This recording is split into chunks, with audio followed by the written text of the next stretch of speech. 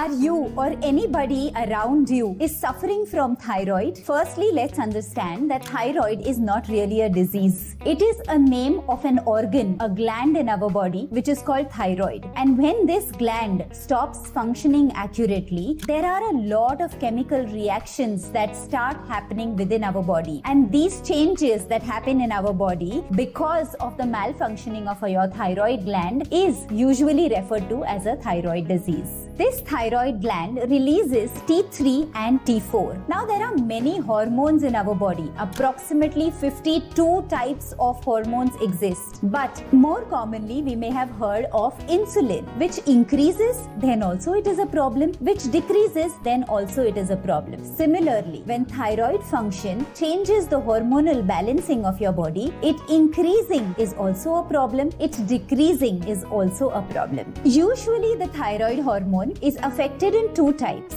hyperthyroid and a hypothyroid. The hypothyroid is more common and most people have hypothyroid. However, there is hyperthyroid which very few people actually suffer. Because of this malfunctioning of your thyroid gland, as I said, a number of chemical reactions get affected, and when these chemical reactions get affected, a person can either become too fat or too thin, their immunity can become low, they usually have symptoms which are very similar to diabetes. The energy levels go off balance. The immunity is compromised. The weight goes off balance. Because of this chemical imbalance, you may also have hair loss, skin rashes, or even swelling near your gland. People can have excessive sweating or absolutely no sweating, or they could even have changes in the rhythm of their heart rate. This could also be accompanied with nervousness. That means such people may get scared very soon, or they may just get very nervous and restless far more faster than many other people who are in balance.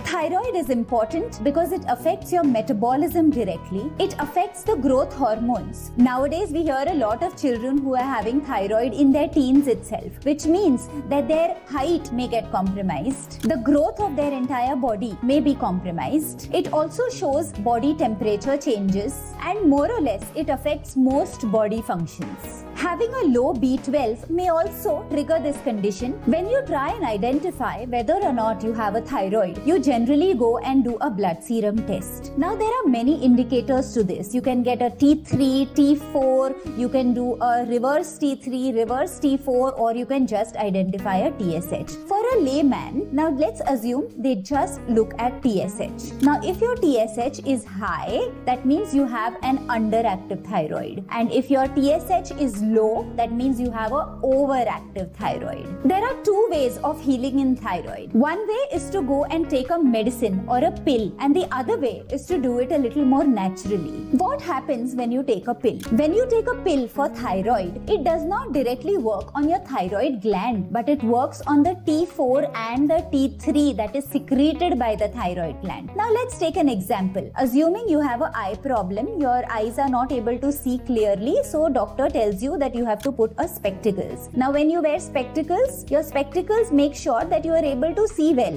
but the spectacles are not really curing the problem of your eye. The spectacles are just making sure that the angle is in such a way that you are able to see clearly, but the eye problem still remains. Similarly, when you take the pill, it is working on the T3 and T4, usually the thyroxine medicine, but it is not working directly on the thyroid gland. After some time of taking this medicine on a regular basis, your body will start not reacting to it. So then when you go to the doctor, your doctor will start increasing your dose. So little by little, when your dosage starts increasing, your body gets used to it. Now this pill on a sustained basis, which becomes a regular phenomenon as a lifelong medicine, can pose a number of side effects. It can also trigger the functioning of other hormones, which can also go off balance.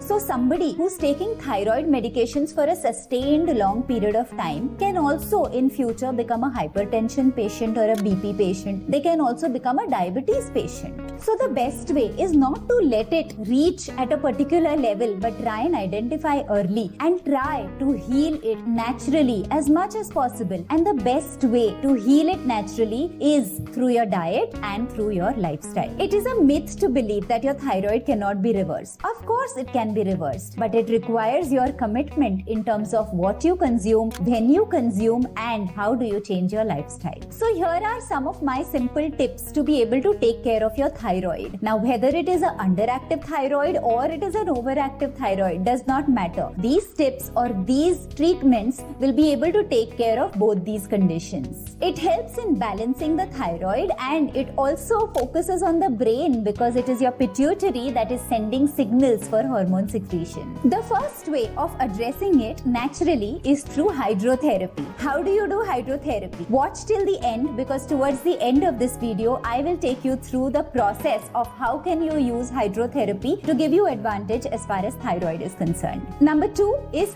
selenium. Now, selenium is an extremely important mineral that is required for the proper functioning of your thyroid gland. Where do you get selenium from? It can come from plant-based sources such as Brazil nuts. It can come from sunflower seeds, brown rice, even your lentils in moderate quantity contain selenium, chia seeds, spinach, broccoli, oats and flax seeds, all of them contain selenium in some way. Number 3, if you have a lot of EMF exposure, that can be very detrimental for your thyroid gland. Assume you are constantly talking on phone all day. The mobile radiations are very close to your thyroid gland. It's best to speak on speakers instead. If your Wi-Fi routers are on all night, then the radiation is present in your house, which is going to disrupt your sleep and hence will also affect your thyroid gland in some way. People who go through a lot of radiations like constant x-rays or a lot of chemotherapy, etc., or people who have gone through a lot of CT scans or any other radiation exposed testing for a prolonged period of time can also be identified with thyroid issues. Number 4 is iodine. Now, iodine is mostly present in our Himalayan pink salt, sea salt, Celtic salt or your Sendha namak. Now, this quantity of iodine is good enough for us.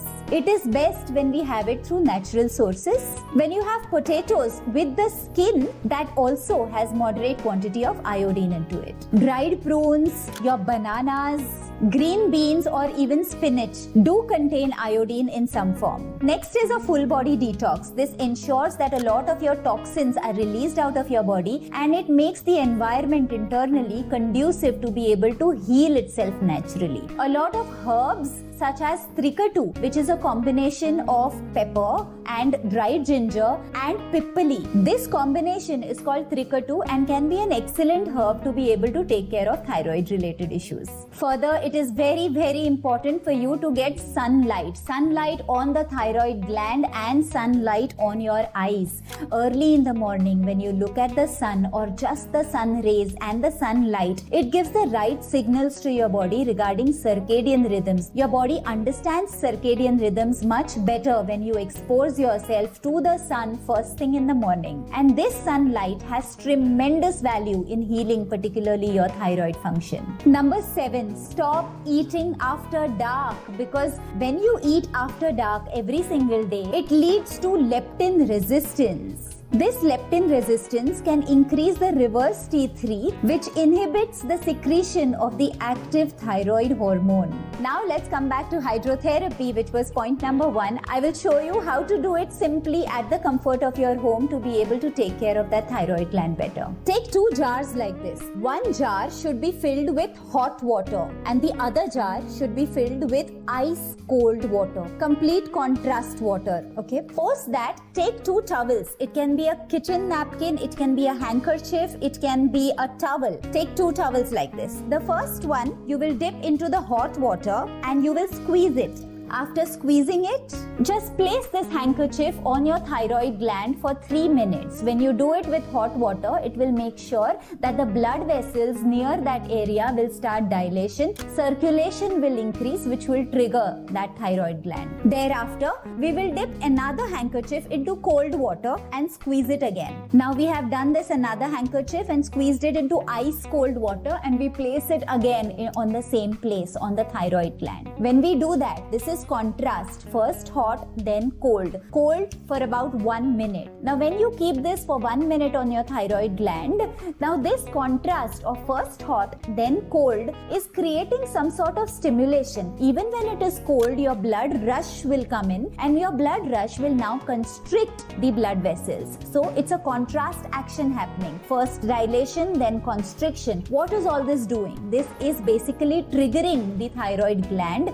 to work more efficient. Do you stop it in just one cycle? No. You will complete the 3 cycles of this, which means 3 minutes of hot, 1 minute of cold. Then again 3 minutes of hot, again 1 minute of cold. Then again 3 minutes of hot and again 1 minute of cold. When you complete the 3 cycles, it gives the right amount of time to stimulate the thyroid gland, and gradually, consistently doing this on a daily basis will create enough stimulation, increase circulation, and make sure that the gland becomes active and starts getting stimulated and starts functioning to its optimum. Now this was a very simple technique of hydrotherapy, and I have given you many other tips before. I hope this has been useful to you. If you like the content, please like, share and subscribe. I would love to hear from you in your comments, and I would love to reply to each and every comment. Before we close, I would like to say that I am hosting a free webinar on Saturday at 11 o'clock, and the link for that webinar is given in the caption, or it is also given in the bio of my YouTube channel. Please go through the link, register yourself and attend the free webinar to be able to understand what are those hidden causes that hijack our health, what are the causes that lead to bad health even unknowingly, and how is it that we can heal through naturally. Looking forward to seeing you in the webinar. Namaste.